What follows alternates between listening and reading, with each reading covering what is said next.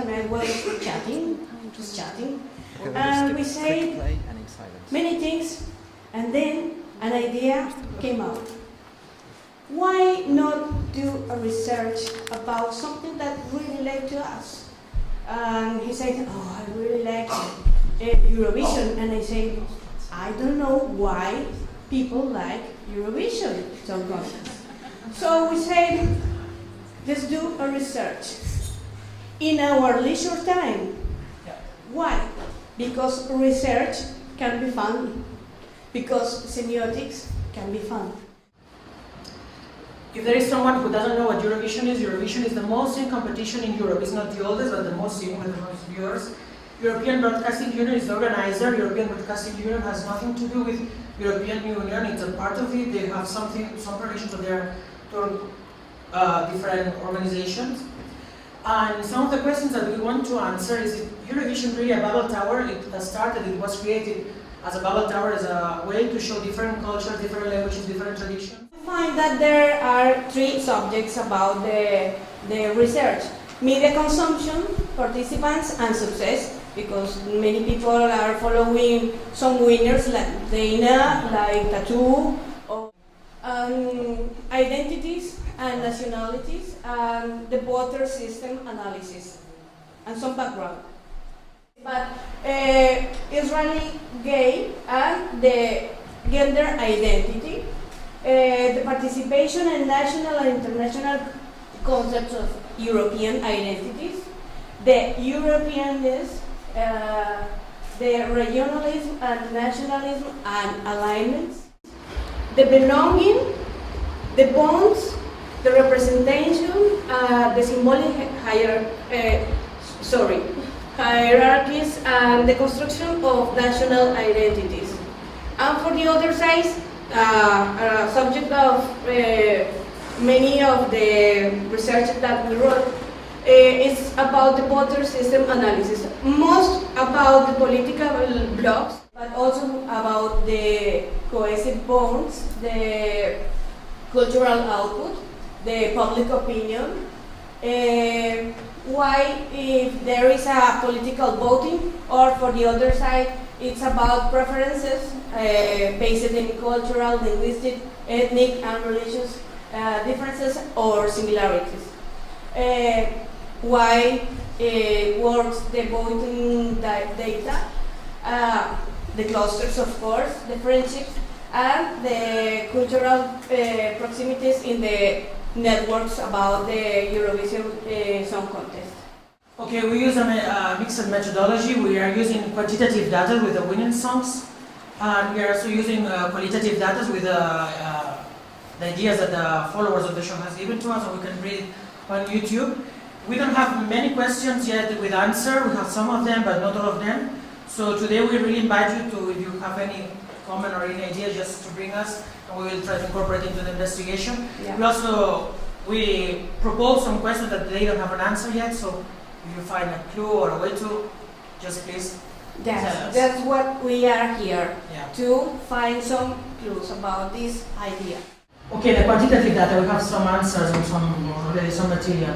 We are focusing on the winning songs, also the runner-up songs, because we will see that the language in the winning songs and the runner-up songs, they really change completely. On the last 20 years, the language and the numbers of reproductions on YouTube. We start with some data related with Eurovision and the language. It has been 74 editions already, considering this year one who took place 2 weeks ago. The first one was in 1956 in Lugano, Switzerland. It's also really shocking that it takes place in Switzerland, which is a country with 3 languages. We have to say that the contest, it's also seen in Australia, United States, and South America. 170 million viewers, it's even more than advertisement or something. In Spain, for example, 5 million people saw it. It means a 33% of share on TV that night. Considering that we have 49 channels, it's really huge success. It doesn't mean it has a good image on the audience, just people watch it. Okay, in the competition has been more than 1,200 songs, and there have been 48 languages at the moment. Some of them nothing related with the continent, with Europe. So many languages, many songs, and many viewers. It makes Eurovision a big event still today. Eurovision has rules related with language. They have been changing during the years. The first rule related with language appeared in 1966, 11 years after that the contest started. At the beginning, every country could go with any song in any language. In that time, they decided that every country had to promote their national language. They changed this rule between 1973 and 1977. Every country could use the free language, the language they preferred, and exactly in that period, ABBA won the contest with Waterloo, one of the biggest successes of the country. It's Sweden, and it was sung in English, and it's still a really, really big success. In '78, they changed again the rule, so everybody has to speak their own language, but nobody followed this rule, and some songs were sung in other languages, or at least some tags in other languages to make it more popular. In '90, the ex-Yugoslavia won with the song Rock Me Baby, which has nothing to do with rock and English with the ex-Yugoslavia. Since 1999, free language is again in the contest, so everybody can go and sing in any language of Europe, another continent language, or even in invented language. During the whole years, these are the percent of the languages that have been winning. 66% of the winning songs have been sung in English. Then in French. The French language was really used at the really beginning in the 60s, 70s. It changed dramatically in the middle of the 80s, and in the 90s there was a really big explosion of English. There is also Dutch, Hebrew, Swedish, Norwegian, and Spanish. After doing this graphic, we have some questions. As you can see, it's not German language on it, and it's the language with most native speakers in Europe, and it's not Russian either, which Russian is really, really spoken on the East. Russia won with an English song, and Germany has won 3 times, 2 times in English and 1 just in German. So there's something behind it. Why? We don't really know. Last 20 years, 20 songs, 70 of them have been sung in English or had English expressions or lyrics on it. One of these songs mixed Ukrainian and English, and there was always in Norwegian, Hebrew and Serbian. We will see that this 70% will increase if we take in consideration the last 10 years. From 70, we passed to 9. From 10 songs, 90% of the song had expressions or lyrics in English. Just only 1 song was sung completely in Serbian. What's really, really weird. If we take into account the running songs, we see that the range of language is much more bigger.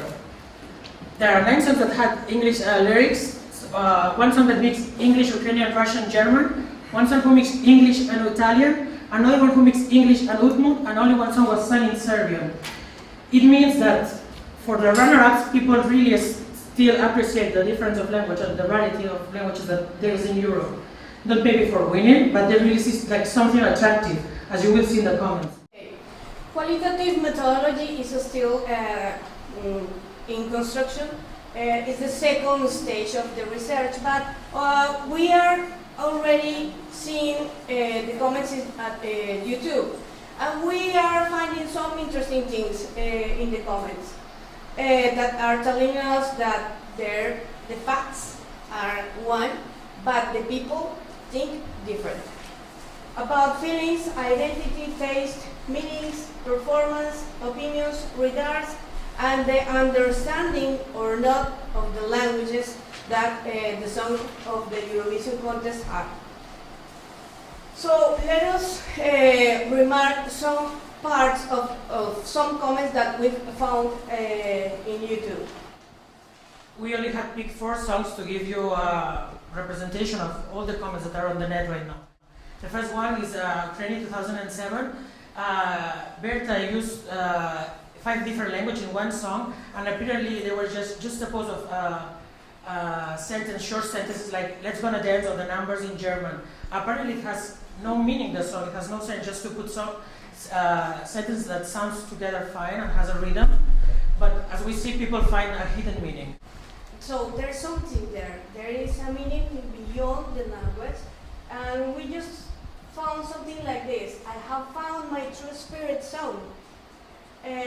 This will play then I walk into a room at my wedding, at my funeral. It speaks to me like the ancient song of my people. And the sarcastic say, I didn't understand, but I love it. There's something there. Yeah, we don't know, but something. The next song we pick is Serbia-Montenegro. These two songs finished on the second position. We picked that song because it was the first time that Serbia-Montenegro as a country took place in the contest, and they were singing in Serbian, which is not a really popular language in Europe. But they use really traditional folk music and really traditional folk instruments on the performance.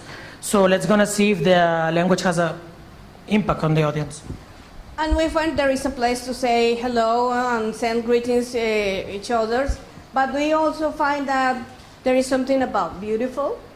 There is the best song ever. We find that people think that it's about tradition. There are voices and native language. And they love it. It's beautiful. She says, I'm not sure what he's singing, but I love it. Weird case, really strange case. This is Urban Trad Sanomi Belgium 2003. This song finished on the second position that year, and it's written in an invented language, so the audience couldn't uncodify what they were singing actually, but some people did it. And Victor says he knows it's invented words, but it's also there is something about a feeling inside him, and he says. For me, it should have been the winner, the best song ever. And then I have a philosophical reply to your points. There is a discussion about the song, but he says something really, really important about the beauty.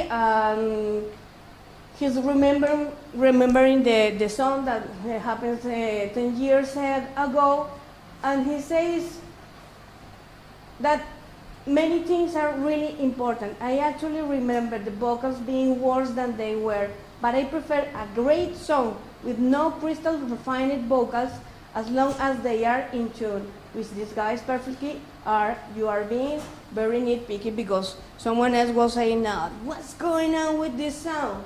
So that songs also have a discussion. People share about what they think. The last one that we pick is this year entry for Israel. We picked that one because Hebrew is not a European law, but European language, but it has won the contest twice. And this year the Israel entry didn't qualify really well. You will see what people think about it. And what we remark about the Balinka 005 is he says, voters should be ashamed themselves. Why? Because he thinks that this is a beautiful presentation, extraordinary language, and only one question, why stay this song in the semi-final? People are following songs before the contest, and those songs sometimes are more listened than the winner or runner-up songs. Now we want you to propose a small game. We know it's Saturday evening, we are a bit tired. So let's gonna play a game, and it will also be useful for our research. It's time for both. Now we are giving you some papers with 2 only questions. You will see 4 different songs, really 30 seconds of these songs, and you only have to vote the song that you like the most of these 4, and why did you like the most. It doesn't matter if it's only for the language, the performance, the singer, the country it represents, or whatever. Just this, and it will be really helpful for us.